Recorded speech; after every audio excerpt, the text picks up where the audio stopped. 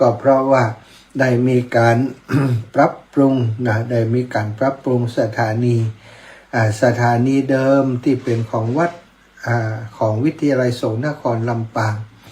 ได้ถูกระงับปิดลงไปเนื่องจากว่าได้ขอย้ายสถานที่ตั้งสถานีไปยังวิทยาลัยสงฆ์นครลำปางซึ่งพอได้ทำเรื่องขออย่างนั้นนะก็ทำให้ทางกสทช.ระงับคลื่นเดิม 106.50 ของวิทยาลัยสงฆ์นครลำปางของเฮาวัดบรรพตสถิตพอดีได้ขอสถานีตั้งสถานีเผยแผ่ธรรมะนะก็ได้คลื่น 106.50 มาเพื่อจะทำงานเผยแผ่ก็ถือว่าเป็นคลื่นเดิมแต่ว่าเปลี่ยนเจ้าของ เจ้าของเดิมคือวิทยาลัยสงฆ์นครลำปางตอนนี้ก็ยังเป็นของวัดบรรพตสถิตอำเภอเมืองจังหวัดลำปางก็ทำหน้าที่เหมือนเดิมเป็นกระบอกเสียงคือกับทางวิทยาลัยสงฆ์ที่เปิ่นยังบ่มีสถานีใหม่กำเตื้อเนาะก็ใช้สถานีของเฮานี้ในการเผยแพร่ข้อมูลข่าวสารของวิทยาลัยสงฆ์นครลำปางเดี๋ยวก็จะนำสปอตของวิทยาลัยสงฆ์ได้มาออกอากาศให้ตัวแล้วก็จะจัดผังรายการก็จะมีครูบาอาจารย์ที่เคยจัดรายการด้วยกันหลายรูปได้เข้ามาจัดรายการด้วยกันตามเวลาเนาะบางเวลาบางช่วงที่เกาะจากคลื่นสีขาวก็คงจะได้มอบให้กับทางคลื่นสีขาวไปเพราะว่าได้อยู่ในสังกัดของคลื่นสีขาวสถานีของเฮาเป็นสถานีคลื่นสีขาวของจังหวัดลำปางนะสถานพี่น้องคลื่นสีขาวตอนนี้เขามีสถานีเป็นของตัวเองที่ลำปางแล้วต้องร่วมโดยช่วยกันดูแลสถานีของหมู่เฮา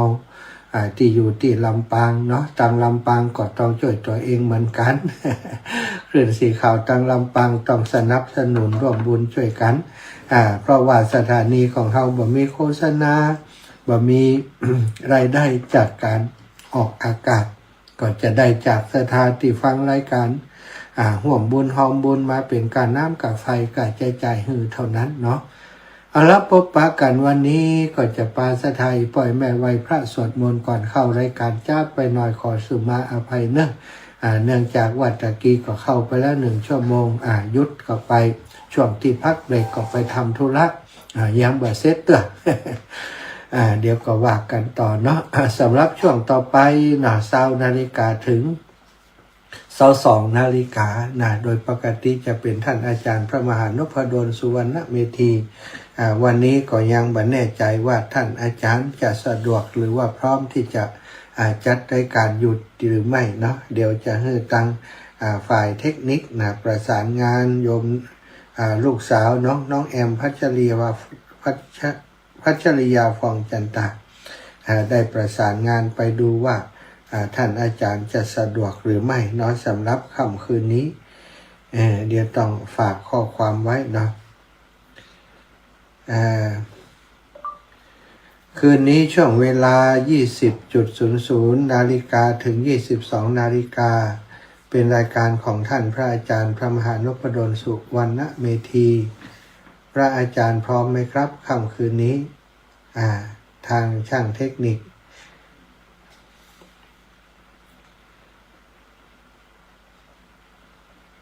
จะได้เชื่อมสัญญาณให้ครับสถาญาติโยมแจ้งจริงเนาะ เอาละปาสถาไว้พระก่อนกราบพระพร้อมกันกราบ1พุทโธเมนาโถ กราบ2ธัมโมเมนาโถ กราบ3สังโฆเมนาโถ อิมินาสการเรนะพุทธังอภิปูชยามิ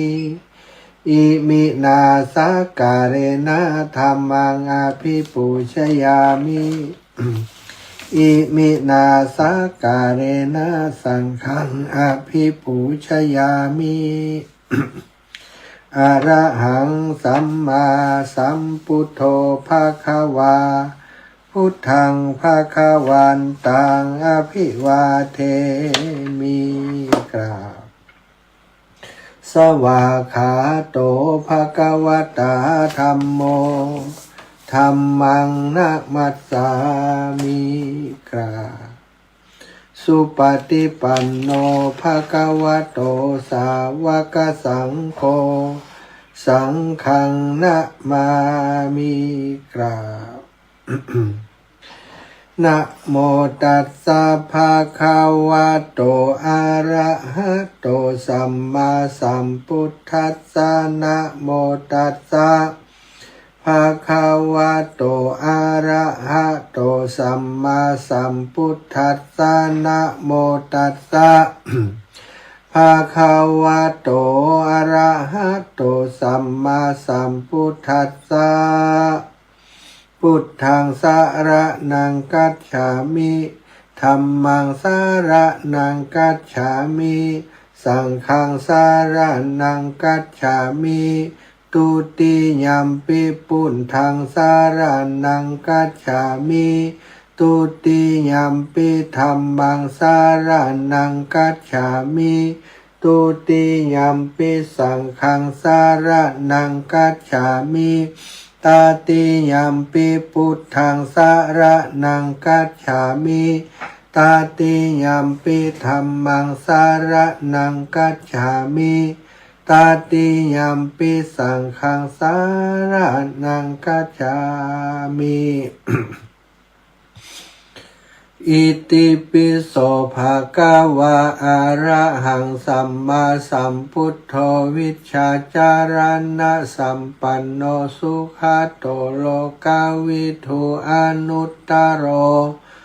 ปุริสัทธัมมสารถิสัทธาเทวมนุสสานังพุทโธภะคะวะติสวะคาโต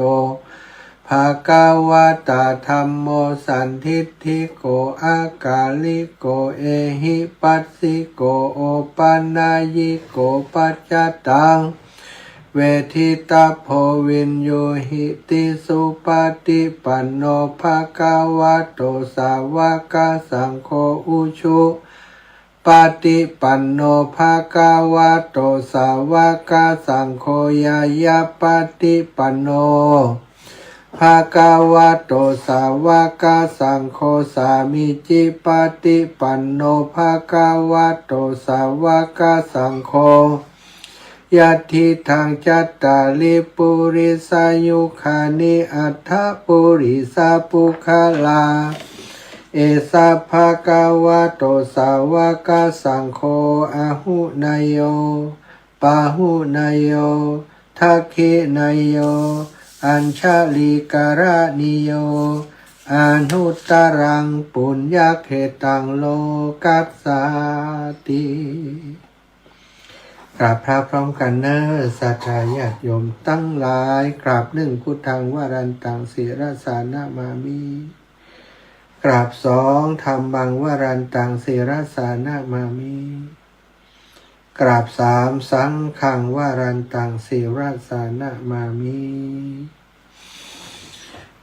ไหวพระสวดมนต์ทำวัดเย็นตัวกันเรียบร้อยต่อไปก็จักได้นำโสสารธรรมมาสนทนามาอูมาจากับศรัทธาอีป่ออีแม่ทั้งหลายวันนี้ก็จะอูเรื่องดีๆเรื่องติอูแล้วเป็นกำลังใจสำหรับคนเฒ่าคนแก่ติหุมในการสร้างบุญสร้างกุศลทำบุญสุนทรทาน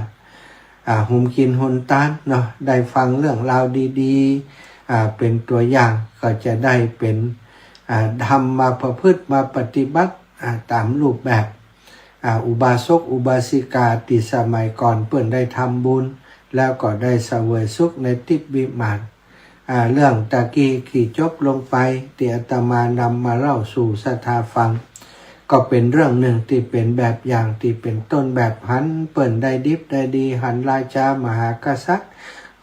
ก็มาคิดว่าเฮาเปิ่นเป็นพระราชาเป็นด้วยบุญอันใดหรือเนี่ย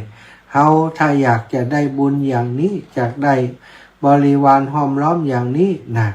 เฮาจะแยะอย่างใดได้พ่อเพื่อจะให้เกิดเป็นบุญกุศลอย่างนี้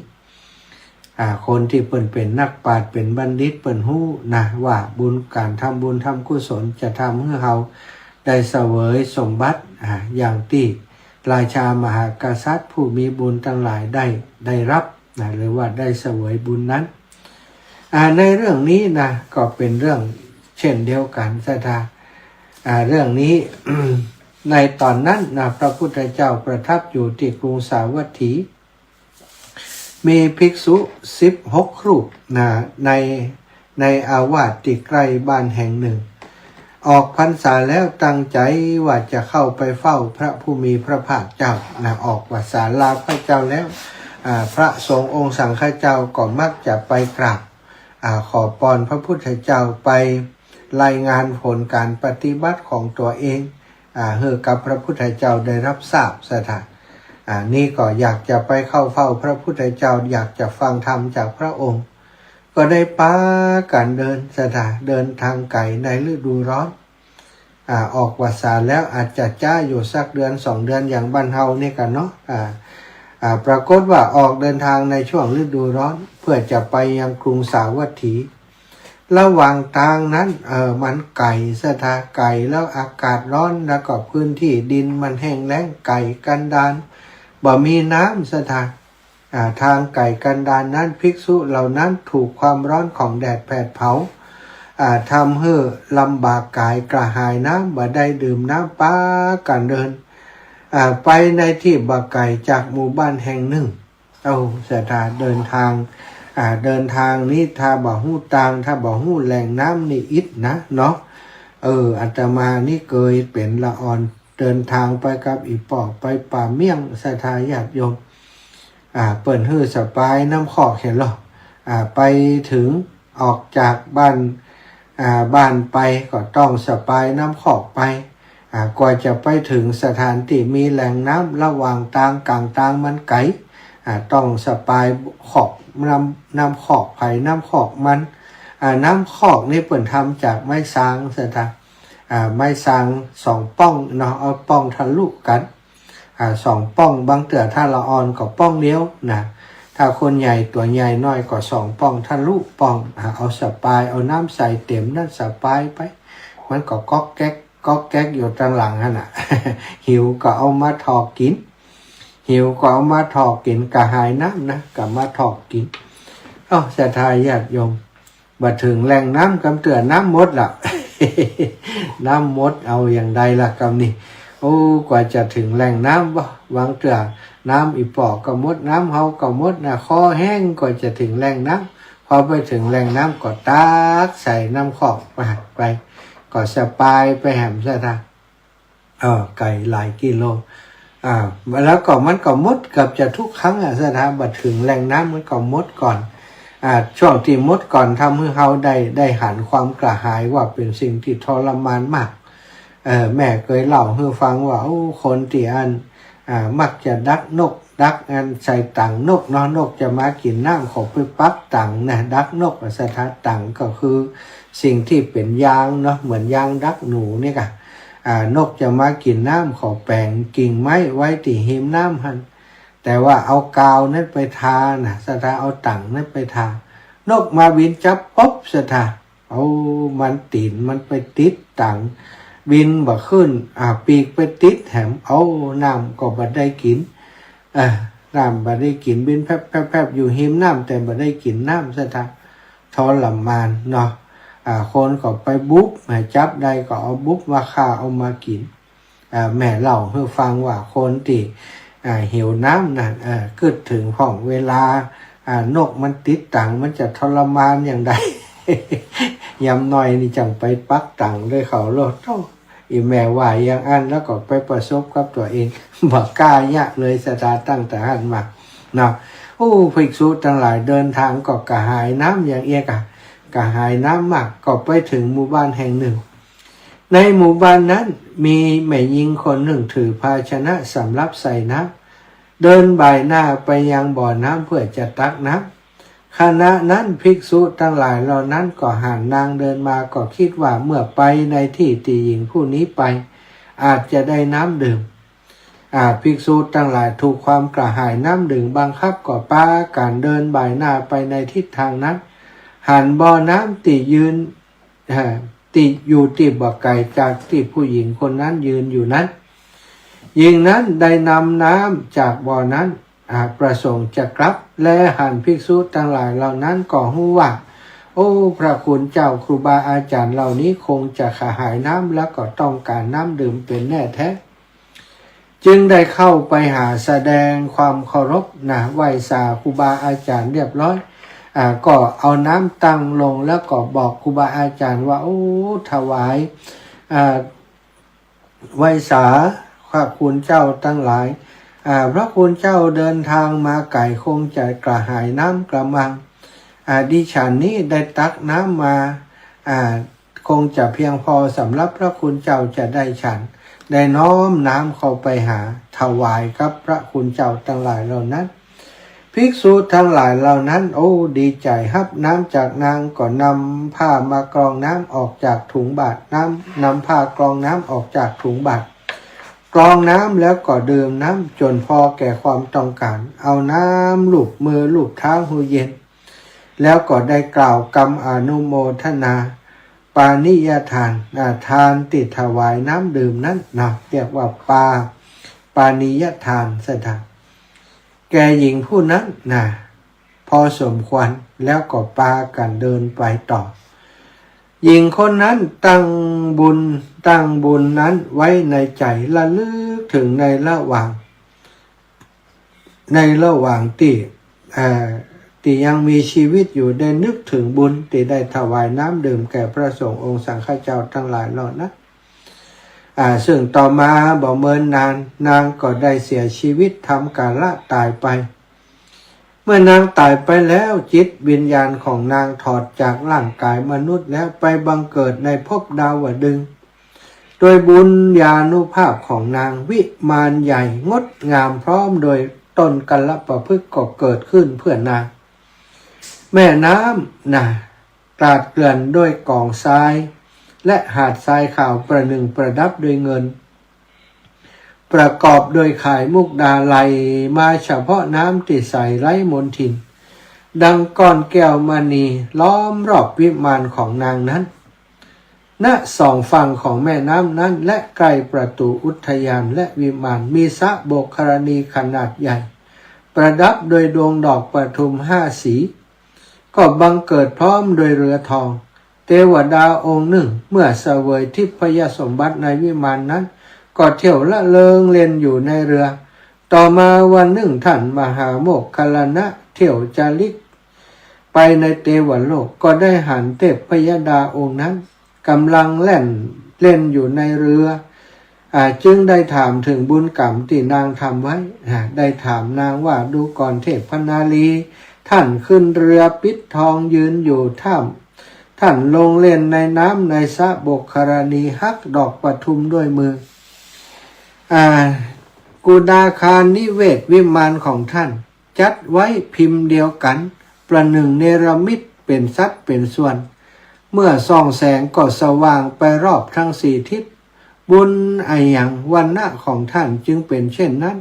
เพราะบุญอย่างผลบุญนี้สำเร็จแก่ท่านและโภคะทั้งหลายที่น่าชื่นน่าพอใจนี้ได้เกิดแก่ท่านโดยบุญอย่างดูก่อนเทพพนาลีผู้มีอานุภาพมากอาตมาขอถามท่านเมื่อครั้งเกิดเป็นมนุษย์ท่านได้ทำบุญอย่างไว้เพราะบุญอย่างท่านจึงมีอานุภาพรุ่งเรืองอย่างนี้และวันณะของท่านก็สว่างสวัยไปทุกทิศานุทิศเทวดาองค์นั้นถูกพระมหาโมคคัลลานะถามก็มีความดีใจไหว้สาพระเถระแล้วก็พยากรณ์ปัญหาของกรรมที่มีผลอย่างนี้ว่าข้าแต่พระคุณเจ้าผู้มีอิทธิฤทธิ์ครั้งเมื่อดิฉันเกิดเป็นมนุษย์ในชาติก่อนนั้นดิฉันได้พบภิกษุทั้งหลาย16 รูปได้เดินทางไกลมีความลำบากกายกระหายน้ำได้พบท่านก็ขวนขวายถวายน้ำดื่มแก่ท่านจนเป็นที่พอใจท่านได้ดื่มน้ำเอาน้ำชำระล้างเนื้อล้างตัวล้างตีนล้างมือเป็นที่เรียบร้อยได้เดินทางต่อไปเฝ้าพระพุทธเจ้าข้าพเจ้าดีใจที่ได้ถวายน้ำดื่มแก่พระคุณเจ้าผู้ใดแลขวนขวายถวายน้ำดื่มแก่ภิกษุทั้งหลายผ ผู้ลำบากกายกระหายน้ำแม่น้ำหลายสายที่มีน้ำเย็นมีสวนดอกไม้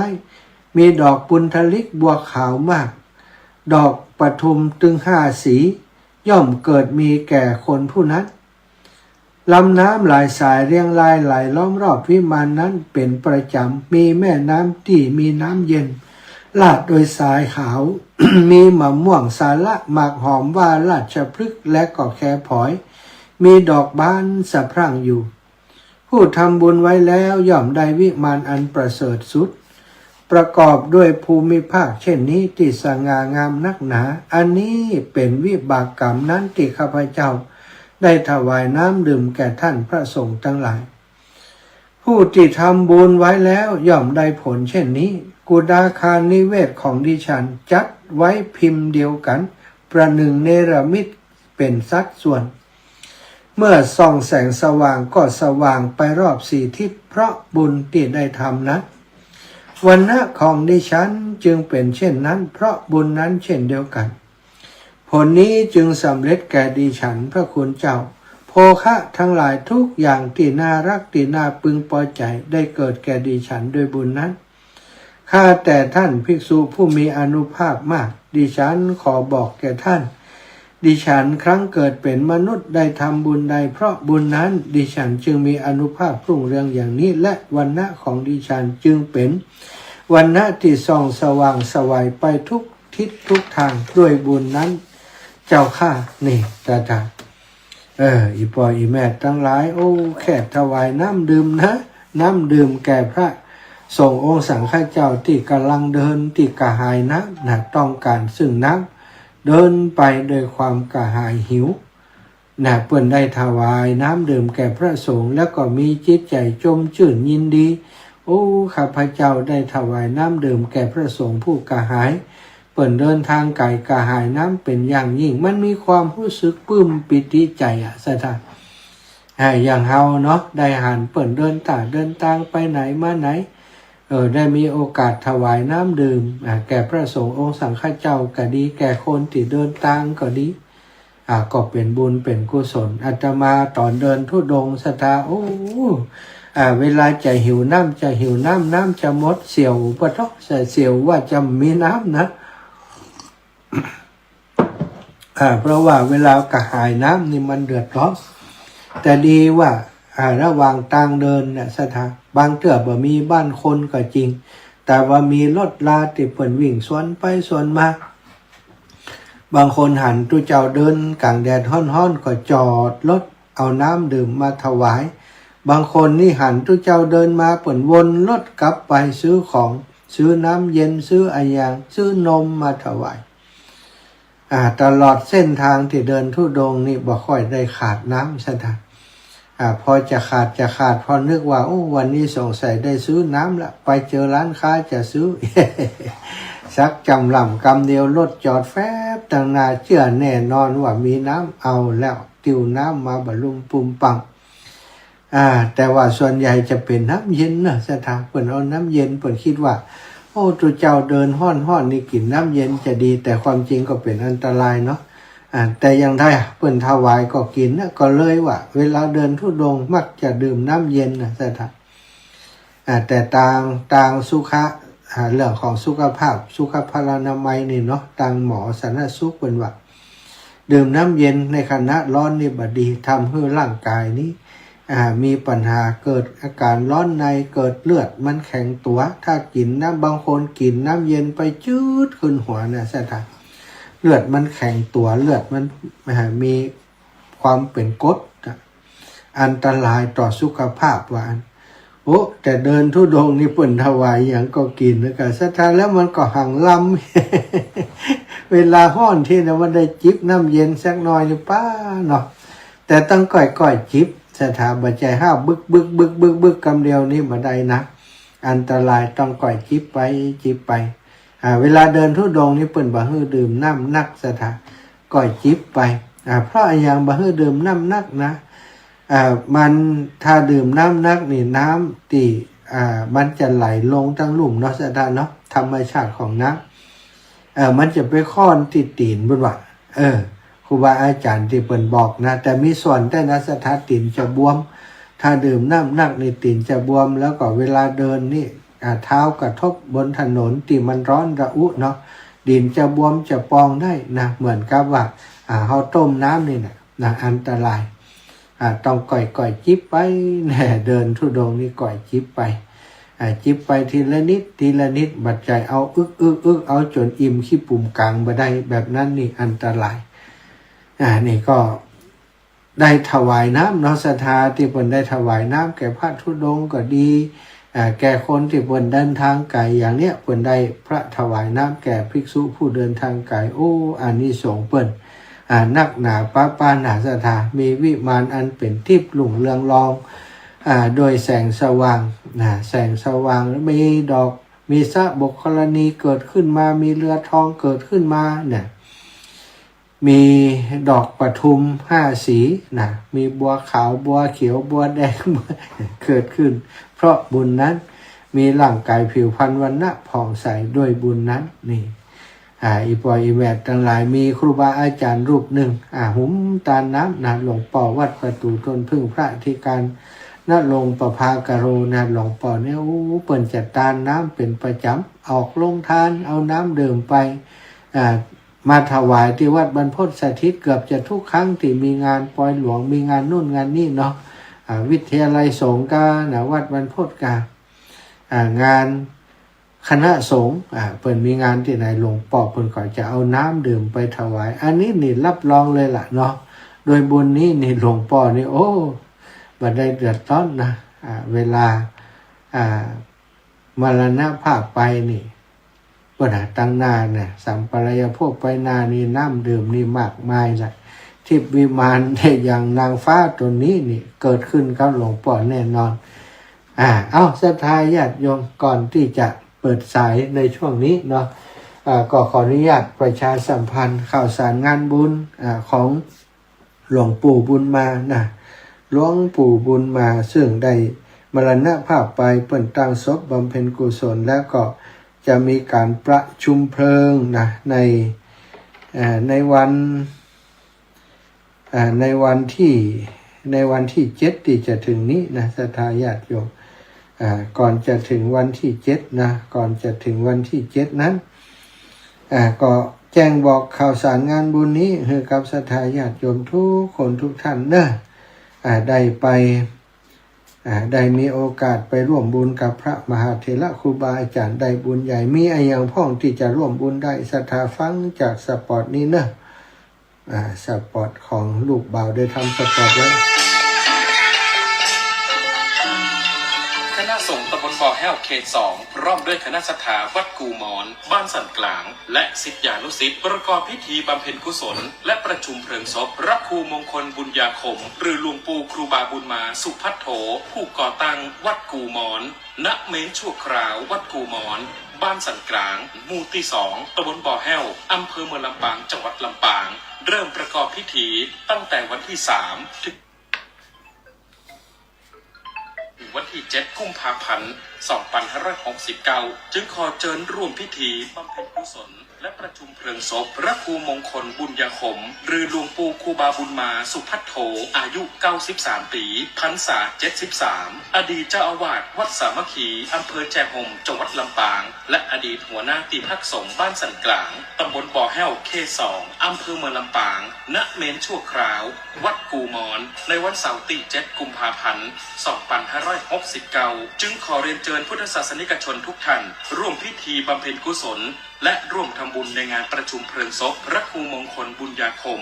โดยพร้อมเพรียงกันและสำหรับผู้มีจิตศรัทธาที่มีความประสงค์จะเป็นเจ้าภาพถวายปัจจัยเครื่องไทยธรรมพระสงฆ์ผ้าไตรบางสุขุนหนังสืออนุสรณ์ปราสาทนกหัสดีลิงหรือเจ้าภาพโปรงทานน้ำดื่มหรือทำบุญกันได้ตามกำลังศรัทธาสามารถร่วมทำบุญได้ที่ธนาคารออมสินศรัทธาญาติโยมมีโทรศัพท์เข้ากันชื่อบัญชีวัดกูหมอนสันกลางบุญมารามเลขที่บัญชี020-405-131-184ศรัทธาญาติโยมเนาะพุทธบริษัททั้งหลาย งานศพครูบาอาจารย์พระสงฆ์องค์สังฆเจ้าไผได้มีโอกาสร่วมบุญได้บุญใหญ่ได้อานิสงส์ใหญ่เนอะเอาละเนาะพอเวลาแล้ว19:48แล้วจะปั่นเวลาให้ศรัทธาญาติโยมได้โทรเข้ามา0808844173 0808844173เนอะศรัทธาญาติโยมโทรเข้ามามาจากกันได้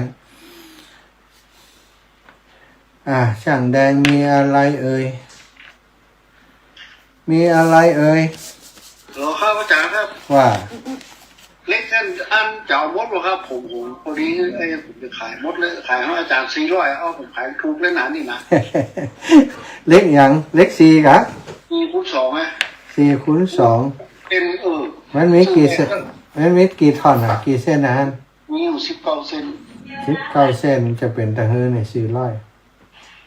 เอาจะต่างจุ๋ยไปนะต่างต้องซื้อไว้นี่ซื้อลงแบงค์ครับเล่นเดียว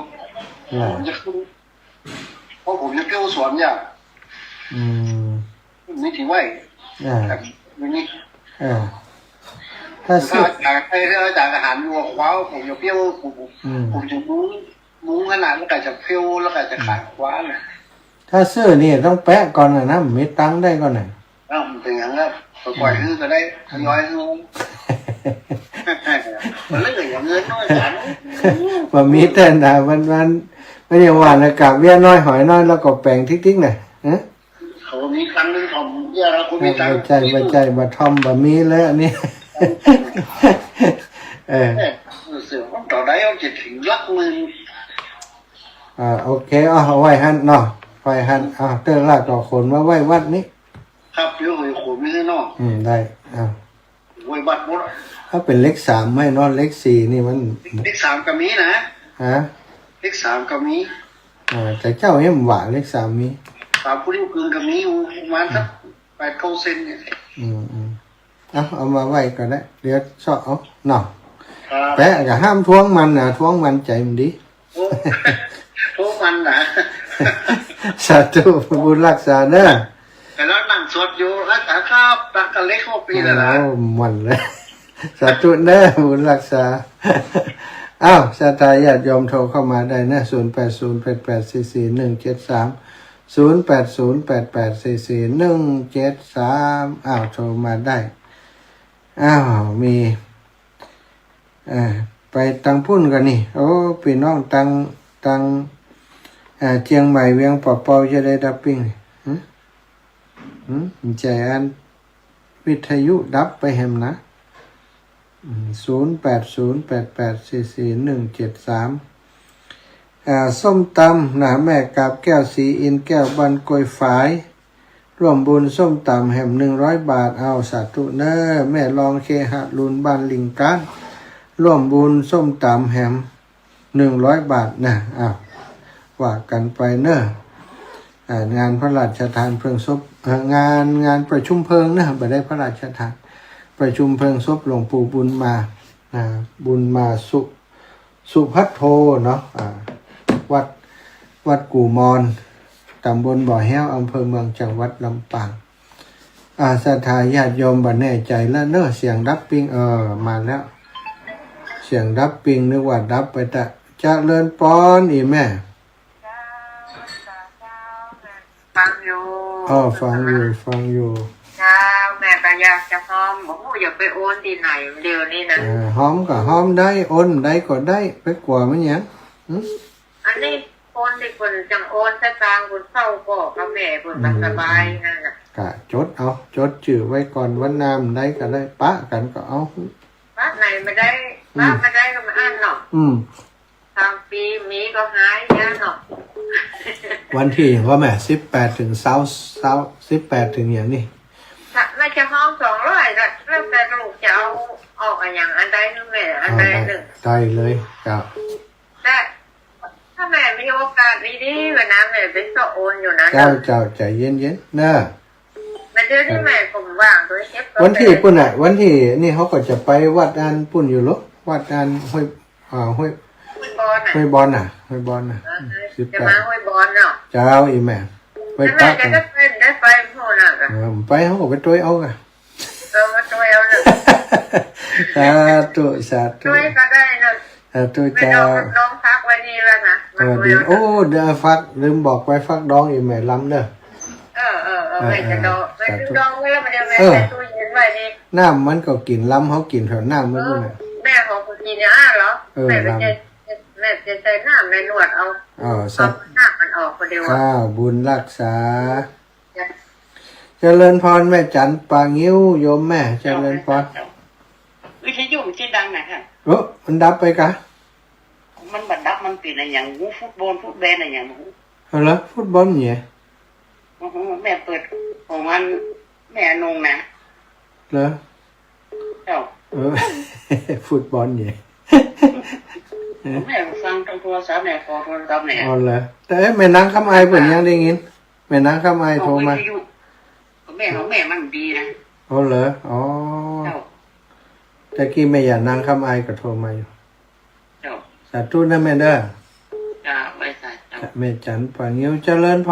ร2673อ้าวรับแล้วพูดได้ แล้วท่านมหาเจ้านี่มันมาไล่ปักไข่ไก่นะ อ๋อ เจ้า แม่มาลายปลาไข่ใต้ แม่มาไล่ลินเชีย แม่ขออัน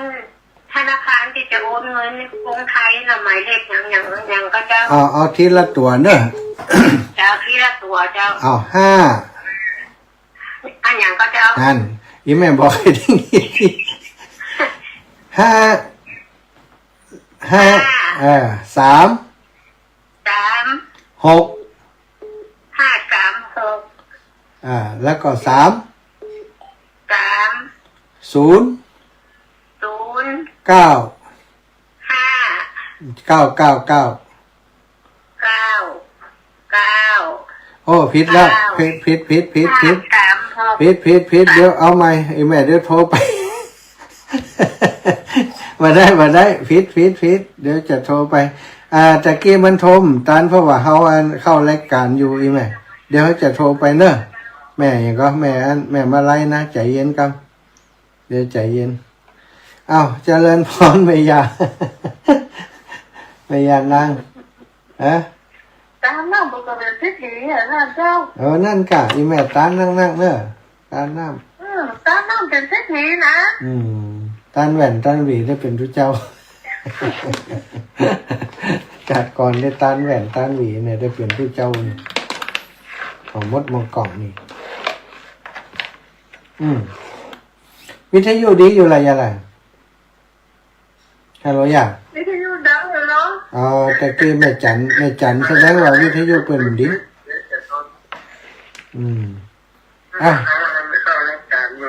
เอาสัตว์ตัวไม่อยากเปิดวิทยุเห็นแล้วจบข่าวแม่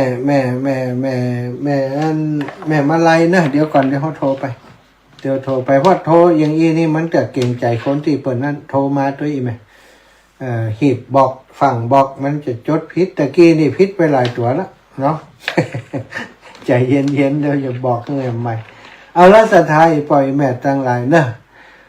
ช่วงชั่วโมงนี้จะขออนุญาตพักก่อนชั่วโมงต่อไปเดี๋ยวเช็คดูว่าท่านอาจารย์ใหญ่พระมหานพดลสุวรรณเมธีจะเข้ารายการได้หรือไม่ถ้าท่านอาจารย์เข้ามาได้สงสัยจะได้มาปะกันแหมรอบหนึ่งเนาะแม่สมบูรณ์วงแสนมาแล้วสายสุดท้ายเลยเนอะเจริญพรใช่เจ้าที่แม่ก็เขาบอกเจ้าไม่พิสมัยนั่งแล้วคนหนึ่งเขาถึงโทรมาหาแม่อ๋อดีค่ะเจ้าเป็นเพื่อนกันเลยเจ้าแต่ตัวแน่สาขาเจ้าจัดตู้เจ้าจัดตู้เจ้าบุญรักษาเวลาหมดเวลาช่วงนี้ขอพักก่อนเนอะจ้า0808844173ขออนุญาตพักก่อน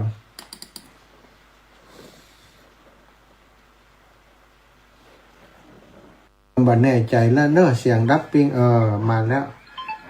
เสียงดับปิงนึกว่าดับไปแต่จะเลินปอนอีแม่ฟังอยู่ฟังอยู่แม่ก็อยากจะหอมบอกว่าอย่าไปโอนที่ไหนเดี๋ยวนี้นะหอมก็หอมได้โอนได้ก็ได้ไปกว่ามันยังอันนี้โอ คนที่คนจังโอนสตางค์คนเศร้าก็กับแม่คนสบายนั่นน่ะ กะจดเอาจดชื่อไว้ก่อนวันน้ำได้ก็ได้ปะกันก็เอา บ้านไหนไม่ได้บ้านไม่ได้ก็มาอ่านเนาะ ทำปีมีก็หายยาเนาะ วันที่อย่างว่าแม่18 ถึง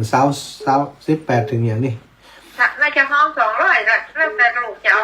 ออกอย่างอะไรนึงแม่อะไรนึง ได้เลยครับ แต่ถ้าแม่มีโอกาสดีๆกว่านะแม่ไปสอบโอนอยู่นะ เจ้าใจเย็นๆเนอะ แต่เดี๋ยวนี้แม่ผมว่างโดยเฉพาะ วันที่ปุ่นอ่ะวันที่นี่เขาก็จะไปวัดอันปุ่นอยู่หรอวัดอันห้วยห้วย บอล ห้วยบอลน่ะห้วยบอลน่ะ จะมาห้วยบอลเนาะ เจ้าอีแม่ไป แม่ ปัก จะได้ไปโน่นน่ะ ไปเขาก็ไปช่วยเอาไง ต้องมาช่วยเอาเลย สาธุสาธุ ช่วยก็ได้นะ สาธุ ไม่ เจ้า ต้องพักไว้ดีแล้วนะ ดีโอ้เดี๋ยวฟักลืมบอกไปฟักดองอีแม่ล้ำเด้อ ไม่จะดองไม่ดองแล้วมันจะแม่จะตู้เย็นไว้ดี น้ำมันก็กินล้ำเขากินเถอะน้ำมันนู่นน่ะ แม่ของคุณกินเนี่ยเหรอแม่จะใส่น้ำในหนวดเอา สัก น้ำมันออกก็เดียว ข้าวบุญรักษาเจริญพรแม่จันปางิ้วโยมแม่เจริญพร วิทยุชื่อดังนะครับ มันดับไปกะ มันบัดดับมันเป็นอะไรอย่างงูฟุตบอลฟุตแบนอะไรอย่างงู เหรอฟุตบอลเนี่ย แม่เปิดของมันแม่นงนะ เหรอ เจ้า ฟุตบอลเนี่ย แม่ฟังทางโทรศัพท์เนี่ยขอโทรศัพท์เนี่ย อ๋อเหรอแต่แม่นางคำไอเป็นยังได้ยินแม่นางคำไอโทรมา แม่ของแม่มันดีนะ อ๋อเหรออ๋อ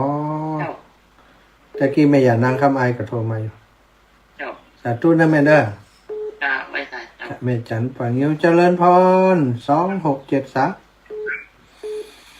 อ้าวรับแล้วพูดได้ แล้วท่านมหาเจ้านี่ไม่มาไล่ปักไข่ไก่นะ อ๋อ เจ้า แม่มาลายปลาไข่ใต้ แม่มาไล่ลินเชีย แม่ขออันธนาคารที่จะโอนเงินกรุงไทยนะหมายเลขอย่างก็เจ้า เอาทีละตัวเนอะ เจ้าที่ละตัวเจ้า เอา5 อันอย่างก็เจ้า นั่นอีแม่บอกให้ได้ยิน5 3 3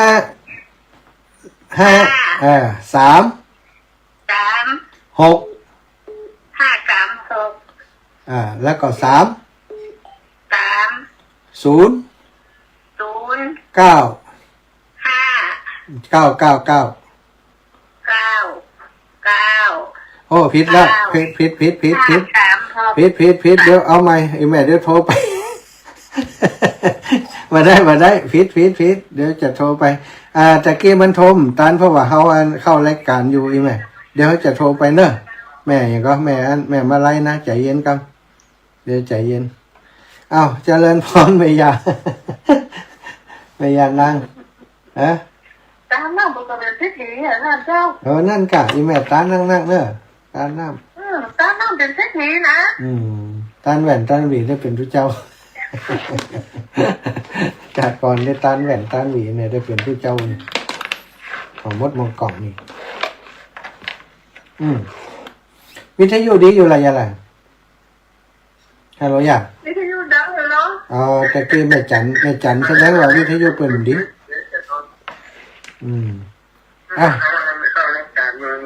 สาธุไม่อยากเปิดวิทยุเห็นแล้วจบข่าวแม่มาไล่นะเดี๋ยวก่อนเดี๋ยวเขาโทรไปเพราะโทรอย่างนี้นี่มันจะเก่งใจคนที่เปิดนั้นโทรมาด้วยไหมหีบบอกฝั่งบอกมันจะจดพิษตะกี้นี่พิษไปหลายตัวแล้วเนาะ ใจเย็นเดี๋ยวอย่าบอกเงินใหม่เอาละสุดท้ายปล่อยแม่ตั้งหลายเนอะช่วงชั่วโมงนี้จะขออนุญาตพักก่อนชั่วโมงต่อไปเดี๋ยวเช็คดูว่าท่านอาจารย์ใหญ่พระมหานพดลสุวรรณเมธีจะเข้ารายการได้หรือไม่ถ้าท่านอาจารย์เข้ามาได้สงสัยจะได้มาปะกันแหมรอบหนึ่งเนาะแม่สมบูรณ์วงแสนมาแล้วสายสุดท้ายเลยเนอะเจริญพรใช่เจ้าที่แม่กับเขาบอกในที่สมัยนั่งแล้วคนหนึ่งเขาถึงโทรมาหาแม่ ดีค่ะเจ้าเป็นเพื่อนกันเลยสาธุนะ สาขาเจ้า สาธุเจ้าสาธุเจ้าบุญรักษาเวลาหมดเวลาช่วงนี้ขอพักก่อนเนอะสตา0808844173ขออนุญาตพักก่อน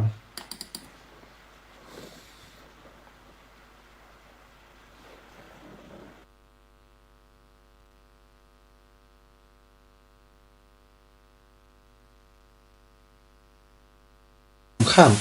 ำตั้งสถานี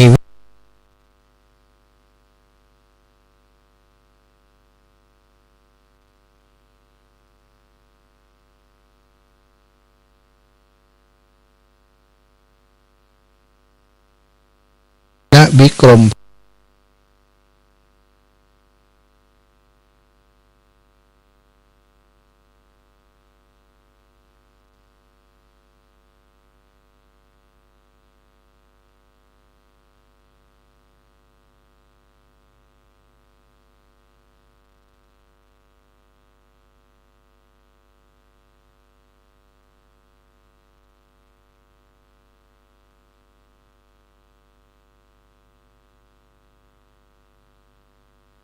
กว่าวันแล้วศรัทธาญาติโยมขณะนี้ก็มีศรัทธาญาติโยม